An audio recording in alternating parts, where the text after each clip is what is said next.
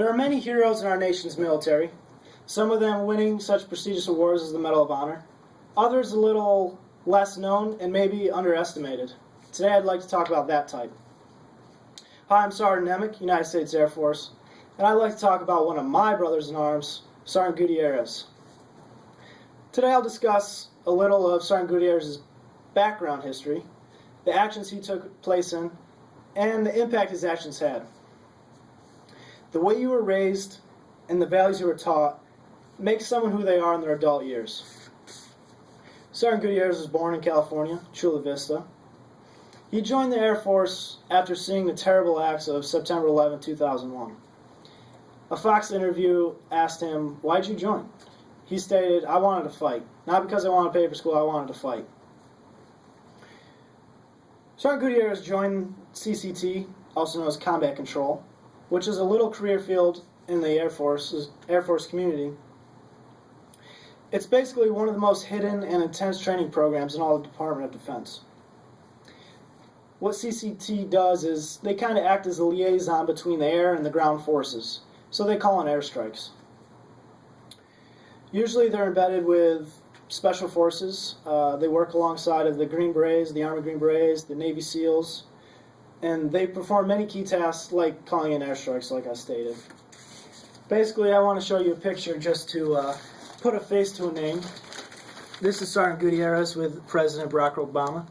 And as you can see, I wouldn't judge a book by its cover because in that picture, he doesn't look like your normal hero, but like I said, heroes come in all shapes and sizes.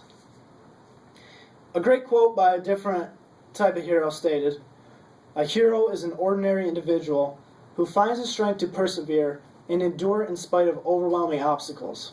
Christopher Reeve. I believe Sergeant Gutierrez fits this to the fullest.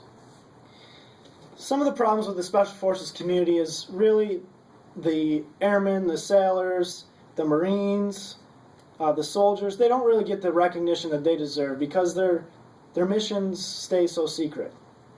But Sergeant Gutierrez had many missions published in this book, great book, American Heroes in Special Operations. He's actually in this book 3 different occasions showing his heroic acts. One of the many battles that he took place in was in 2009, and he fought and persevered through tremendous obstacles. This mission took place in the Herat area in Afghanistan. Sergeant Gutierrez was attached to the Green Beret unit, Special Forces, to provide support for the capture, kill of a high-value target. After taking much enemy fire and after neutralizing many enemy threats, Sergeant Gutierrez took a round in the chest, which led to a collapsed lung.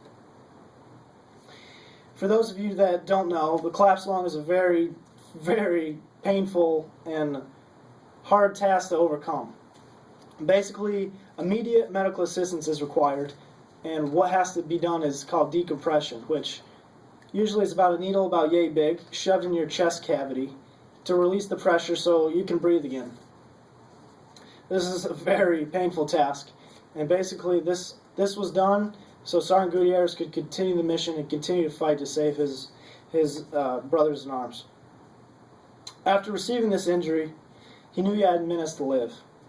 In the same Fox interview, they asked, "What'd you think about when you realized you would probably die?" He said, "I thought about my job. What I would do before I bled out, that I would change the world in those 3 minutes. I'd do everything that I could to get my guys out safely before I died." After receiving this injury, Sergeant Gutierrez happened to survive. He actually, after his decompression, he said he kept calling in airstrikes, and he said he's going to walk back to the LZ, the landing zone, and get out of there. And he wasn't going to have anyone take him out. Basically, he wanted to go out on his own 2 feet. He made it so far, and eventually he lost consciousness, but he ended up surviving. With such heroic acts, Sergeant Gutierrez's actions left an everlasting impact on the society that we live in. Hands down, he saved his team on multiple different occasions. His team and many other military sources believe if he would have passed away after that mission, he probably would have received the Medal of Honor. When this is brought to Sergeant Gutierrez's attention, of course he shrugs it off. The man that he is, he doesn't believe in all the awards. But I believe, with such actions like that, he should receive the recognition he deserves, and I believe he should have received the Medal of Honor. Sergeant Gutierrez did end up winning the second most prestigious award in the Air Force, the Air Force Cross. And now he's an instructor at the Combat Control Schoolhouse. Basically, he's shedding his legacy onto the new combat control candidates. What other impacts he had is he also boosted the recognition of the combat control, the career field. His actions led to many individuals in the Air Force and across the nation to be proud to wear the colors of red, white, and blue. And when he proved basically when all odds are against you, that you can persevere and you can succeed. After learning about Sergeant Gutierrez, hopefully now you can understand there are many heroes out there we should be proud of and thankful for. Let's recap what I discussed today.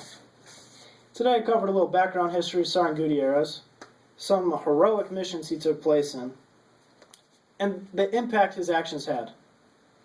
So next time you hear someone speaking about heroes as maybe a movie star, an athlete, or a famous singer, hopefully you can steer them in the right direction and inform them about the sacrifices real heroes make every day, and also inform them on one of the greatest heroes in our nation, Sergeant Robert Gutierrez. Thank you.